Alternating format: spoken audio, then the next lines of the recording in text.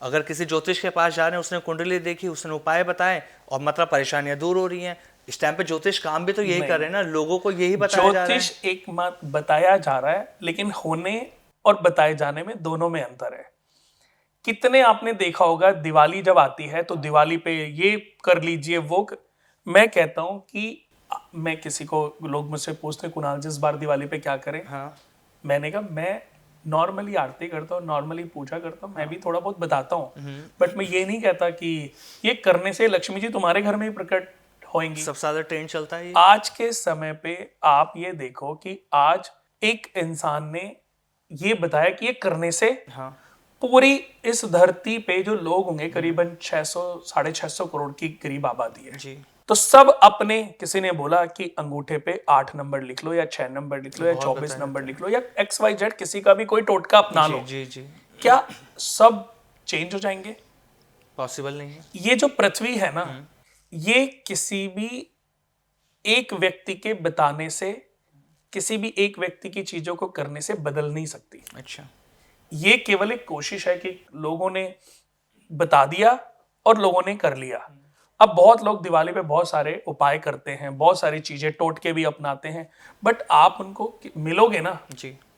वो कहेंगे पिछली 3 दिवालियां हो गई, पिछली 6 दिवालियां हो गई, मैं कर रहा हूं लेकिन अभी तक कोई ऐसे खास तो फर्क पड़ा नहीं। क्योंकि लोग इसके भरोसे बैठे हैं। हाँ, इसके भरोसे बैठे। इसी मिथ को मैं खत्म करना चाहता हूं, क्योंकि ज्योतिष केवल एक माध्यम है। अच्छा। कि एक आदमी दौड़ने वाला बच्चा है, वो दौड़ना जानता है और वो दौड़ भी रहा है, लेकिन वो जीत नहीं पा रहा है, मेहनत कर रहा है, पढ़ाई कर रहा है, दिन रात मेहनत कर रहा है, लेकिन जब वो पेपर देने जाता है तो उसका जो माइंड है वो भ्रमित हो जाता है और उसके माइंड से वो जो आंसर है वो स्लिप हो जाते हैं। उसकी वजह आपकी एस्ट्रोलॉजी में है। अच्छा। कि ऐसा क्यों होता है। उस बच्चे के ऊपर शुक्र के अंदर राहु की अंतर्दशा चल रही है, सूर्य के अंदर राहु की या सूर्य के अंदर केतु की या चंद्रमा के अंदर राहु की या राहु के अंदर चंद्रमा की या गुरु के अंदर राहु की या राहु के अंदर गुरु की या केतु की अंतर्दशा चल रही है। कोई चंडाल दोष अंतर्दशा है, कोई विष वाली अंतर्दशा है, तो वो जो टाइम पीरियड है वो बच्चे का अच्छा नहीं है। उस पीरियड में बच्चा जब भी अपनी लाइफ से रिलेटेड कोई डिसीजन लेना की सोच रहा है तो उसको एंजाइटी हो जाती है। अच्छा। वो घबरा जाता है। उसकी एंजाइटी जैसी एक्टिव होती है, वो जरूरत से ज्यादा जैसे ही सोचता है तो वो उसके आंसर्स को भूल जाता है। इस गुरु की अंतर्दशा के लिए क्या कर रहे हैं, वो भ्रमित हो रहा है। वो जब जब मेजर डिसीजन लेता है 10 ग्राम केसर बेड के सिरहाने रख दें। अच्छा। यानी कि उसको नींद अच्छी आए, नींद में उसको सपने उल्टे सीधे ना आए, वो एंजाइटी डेवलप ना हो, तो ऐसे समय पे बच्चा जाएगा, पीसफुल रहेगा, शांत रहेगा। उसको केसर का तिलक माथे पे अगर नहीं लगा सकते नाभि पे लगा दे। बच्चा एग्जाम देने जाएगा तो कुछ ग्रहों की कुछ चीजें हैं जिनसे ग्रह भी प्रभावित होते हैं। जैसे अगर केसर जब तक आपकी बॉडी से टच है ना, तब तक राहु और केतु की जो अंतर्दशाएं महादशाएं हैं उनका प्रभाव जो है वो आपके ऊपर समझ लीजिए 50% वीक हो जाएगा। अच्छा, वो उसको रोक देता तो अगर इस ग्रह की वजह से कोई एंजाइटी हो रही है तो वो एंजाइटी वीक हो गई जी। यानी कि जब आप वो एग्जाम देने जा रहे हैं तब आपको वो एंजाइटी का इफेक्ट आपकी बॉडी के ऊपर, आपके मस्तिष्क के ऊपर नहीं पड़ेगा। तो फिर मैं वहीं आता हूं कि ज्योतिष केवल एक माध्यम है जो मनुष्य के उसके आने वाले समय की, उसके फ्यूचर की जानकारी मात्र देता है, पर भाग्य बिना कर्म के, बिना मेहनत के किसी का नहीं बदलता। सिर्फ एक चीज जरूरी नहीं है ना आमिर जी। सर लेकिन ना आज की डेट में सबसे ज्यादा क्या हो रहा है, हम किसी ज्योतिष के पास जा रहे हैं, ठीक है, ज्योतिष ने हमारी कुंडली बनाई, ठीक है, हमारा चार्ट बना दिया, वो सबसे पहले बताते हैं कि आपके साथ ये परेशानी हमारा किसका, हम किसी भी ज्योतिष से मिल रहे हैं, ठीक है, हम कौन, एक व्यक्ति जो किसी से मिल, जो परेशान, वो व्यक्ति कौन है, जो जिसके जीवन में परेशानी है, उस व्यक्ति पे ही आ जाते हैं। चलिए ठीक है। अब दुनिया का कोई भी व्यक्ति है, उसको ये लगता है कि मुझे लूट लिया, मैंने 10 पंडितों के उपाय किए। ज्योतिष भी तो एक तरह से स्कैम कर रहे हैं ना लोगों के साथ। 10 ये बहुत अच्छा सवाल किया आपने कि अभी कुछ दिन पहले की बात है, एक मेरे पास किसी का फोन आया कि मैंने आपका वो शो देखा है, मुझे पॉडकास्ट करना है, या उसको लगता होगा कि हम पॉडकास्ट करते हैं शायद। तो मैंने कहा आप क्या करते हो, कि मैं एस्ट्रोलॉजर हूँ और मैं चाहता हूँ। तो मैंने कहा आपको कितने साल हो गए एस्ट्रोलॉजी, कि मेरे को भी 4-5 महीने हुए, मैंने एक पंडित जी हैं लुधियाना में, उनसे सीखा है। मैंने कहा कितने दिन, कह रहे उनसे 1 महीने में। मैंने कहा आपने सीख लिया, आपको क्या क्या आता है? हाँ। तो मैंने कहा 27 नक्षत्रों के नाम आप। हाँ। तो उनको 27 नक्षत्रों के बारे में पता ही नहीं। और तो 4 मैंने महीने में कहा उन्होंने आप जो ज्योतिष प्रोग्राम सीख लिया। करोगे कैसे करोगे? हाँ, कह रहे वो तो हम स्क्रिप्ट करेंगे ना, स्क्रिप्ट को पढ़ के करेंगे। बिल्कुल यही और धोखा मैंने दिया कहा जा रहा है। अगर आपका प्रोग्राम फिर अच्छा हो गया, हाँ। लोग आपके पास आएंगे, हाँ। तो उनको सॉल्यूशन कैसे दोगे? हाँ। कह रहे वो तो कुणाल जी आज जो हम बता देंगे वही उपाय हुआ ना। तो ये धोखा तो हो रहा है। उसकी बात को मैंने सोचा हाँ, कि आज के समय पे देखा जाए हो भी तो यही रहा है। बिल्कुल मार्केट में यही चल रहा है। फिर से मैं आमिर जी आपको बता दूं, जैसे अभी आपने बोला ना कि जैसे हम किसी को कुंडली दिखाने गए, तो मैंने पूछा हम कौन है? बिल्कुल। कि एक व्यक्ति है, वो व्यक्ति कौन है?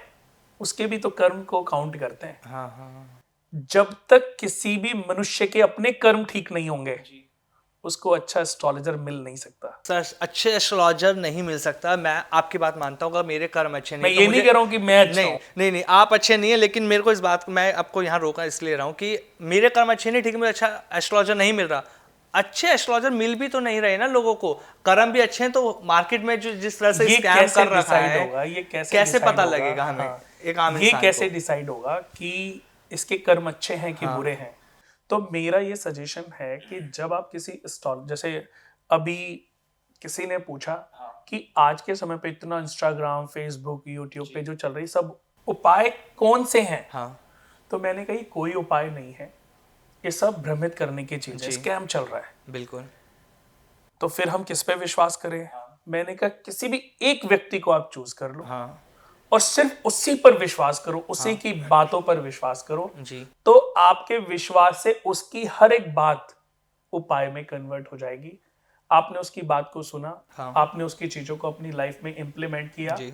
और आपने वो उपाय किए या उनके सजेशन को माना, लेकिन उसके बाद भी आपकी किस्मत में कोई चेंजेस नहीं आ रहे हैं, तो इसका मतलब अभी सही समय नहीं आया है कि आप अपनी किस्मत को बदलने के लिए किसी मनुष्य का सहारा लो। अच्छा।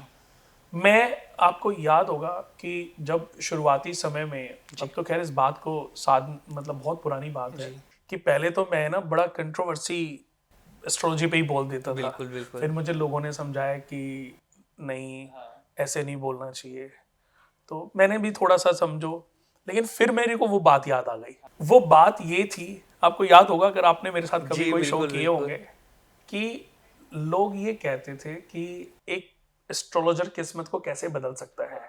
मैंने कहा इस धरती का कोई एस्ट्रोलॉजर किसी की किस्मत को बदल ही नहीं सकता। कि वो कैसे? किस्मत बदलना किसके हाथ में है? भगवान के हाथ में ही है। हाँ। लेकिन अभी ज्योतिष यही भगवान अभी बनेगा एक ही ही ना। सेकंड, किसके हाथ में है? भगवान के हाथ में ही है। अब भगवान हिंदू के लिए भगवान है, मुस्लिम के लिए अल्लाह है, क्रिश्चियन के लिए गॉड है और सिख के लिए वाहेगुरु जी है। तो यही है ना जी। एक्चुअली। तो इन्हीं के पास पावर्स हैं हाँ। कि जैसे एक बच्चे का जब जन्म होता है तो उस बच्चे को इस प्रकृति से क्या नाम मिलता है? अगर एक बच्चे का पैदा हुआ तो उसको क्या नाम मिला? बेटा बेटी, जब वो जो वो पैदा होता है। बेटा। बिल्कुल। ये सबसे पहला नाम उसको प्रकृति से मिला है। कि अब मैंने पूछा कि क्या हुआ है आपको, कि बेटा हुआ है, बिल्कुल। क्योंकि अभी नामकरण तो हुआ नहीं। जी जी जी। तो ये प्राकृतिक पहला नेम है, तो जी। पहला नाम उसको बेटा का। दूसरा नाम उसको प्रकृति से मिलेगा जब एक और बच्चा पैदा होएगा आपके घर में, तब वो भाई बन गया। बिल्कुल। अभी वो बेटा बना, हाँ। फिर वो भाई बन गया। जी। तीसरा प्रकृति से नेम मिला पति, जब वो बना। चौथा फिर वो पिता बना, फिर वो मामा बना, जी। फूफा बना, मौसा बना, बिल्कुल। फिर वो नाना बना, जी। दादा बना। अब कितने नाम हो गए? हाँ। मात पिता भ्राता हर कोई, संकट में पूछत नाही कोई। स्वामी एक है आस तुम्हारी, हाय हरहु मम संकट भारी। धन निर्धन को देत सदाही, जो कोई जांचे सो फल पाही। इसका ये शिव चालीसा में लिखी है कुछ लाइनें। इसका मतलब यह है कि माता पिता भाई बहन ये सब इस शरीर के रिश्ते हैं, आत्मा का किसी से कोई रिश्ता नहीं है। हम जो कर्म कर रहे हैं उसका फल, प्रतिफल हमें ही भोगना है, और जब तक हम इन पाप पुण्य के फलों से मुक्त नहीं होंगे, हमें भोगते रहना है।